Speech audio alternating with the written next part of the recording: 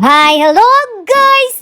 This is Mercy, ang piling vlogger ng Alcalo!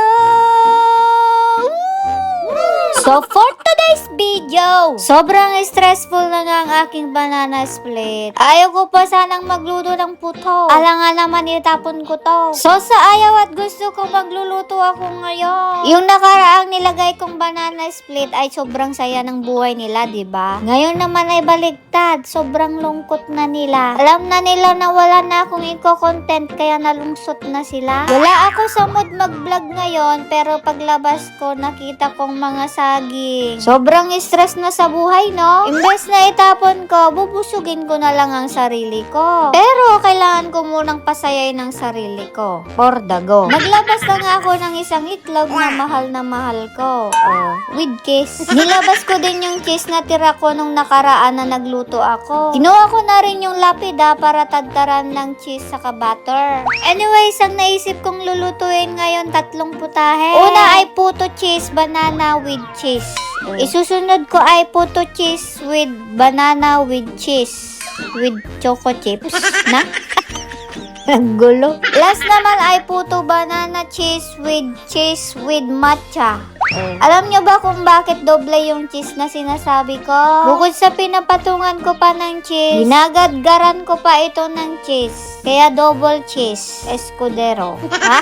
Anyways, naglagay din pala ako ng solid na gatas dito. Kung nakita nyo sa video ko kanina. Next naman ay ilalagay ko na tong pancake flour. Pinapagod ko lang yung sarili ko sa pagsusukat. Ilalagay ko lang din naman lahat, no? Tansya meters nga ulit ang aking ginamit dito dahil wala pa akong pambili hanggang ngayon. Kung gusto mo akong bigyan ng pambili, why not? Napansin ko nga yung mixing ko ay very dry kaya nilabas ko yung evaporation of the Philippines. Kung anong sukat ng pancake flour ko ay yun din ang sukat ng aking ilalagay na evaporation. Masyado akong nagmamagaling dahil ako lang naman ang kakain, no? Nilabas ko na nga si cheese escudero ko para gadgaran ko na siya. So, ito lang yung bago sa video ko, yung ginadgaran ko si cheese escudero at saka matcha. Naglagay na rin ako ng baking soda. Saka stevia sugar, no calories.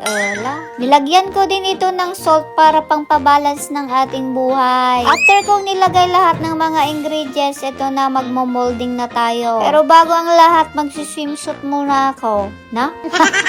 Hindi ko pa nga ito nagagamit kaya ito na lang ang gamitin ko sa pang-ano ng takip. Pero gusto kong pasayahin yung sarili ko kaya dito ko muna ilalagay Walang makakapagpapigil sa aking ginagawa dahil mag-isa lang naman ako.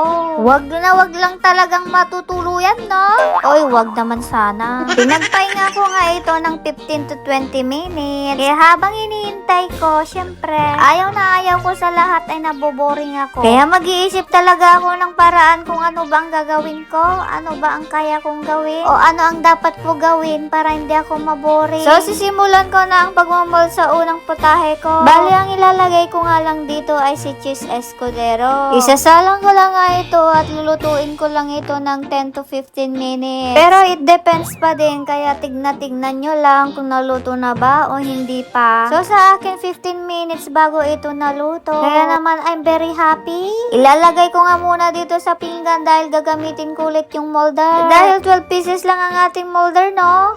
Dito na nga tayo sa pangalawang putahe ko. Yun naman ay with cheese na may choco chips. Bali, itatoppings ko lang tong choco chips. Saka ko ilalagay ang cheese escudero of the Philippines. Pero may mali ako dito. Hindi ko sana dapat ilagay agad si cheese escudero dahil nalulubog siya sa flood control.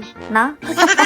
Dapat pala 5 minutes bago mo siya ilagay yung cheese. Yung mixing ko kasi ay apakawet. Kaya pag nilagay mo agad yung cheese ay nalulunod na siya. Anyways, naluto na pala yung pangalawang putahe ko na with choco chips. At dahil hindi gaanong mahaba ang ating bias, kailangan kong pumatong sa mesa. Wala na talaga akong magawa sa buhay, no? Kung ano kasi ang sinasabi ng aking isipan ay yun ang aking gagawin, okay? Masaya na nga ako sa aking nagawa kaya bumaba na ako Dadako na nga tayo sa last putahe ko. Ito na yung puto cheese.